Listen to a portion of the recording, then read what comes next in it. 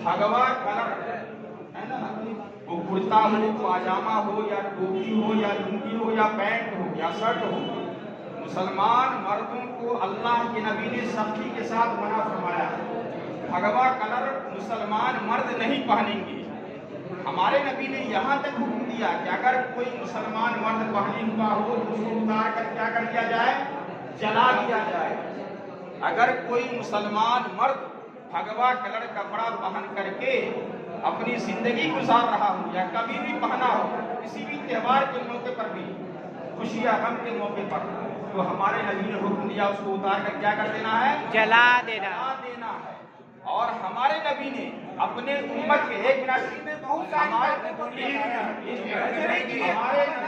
अपने उम्मत के मैयत के ईमान से ऊंची आवाज में बात नहीं करिए।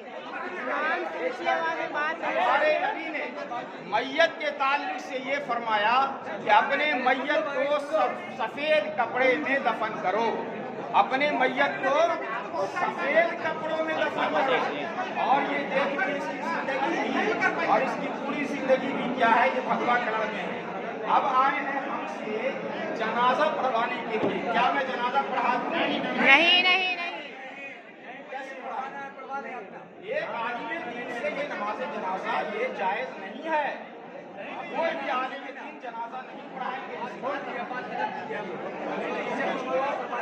हदीस बताने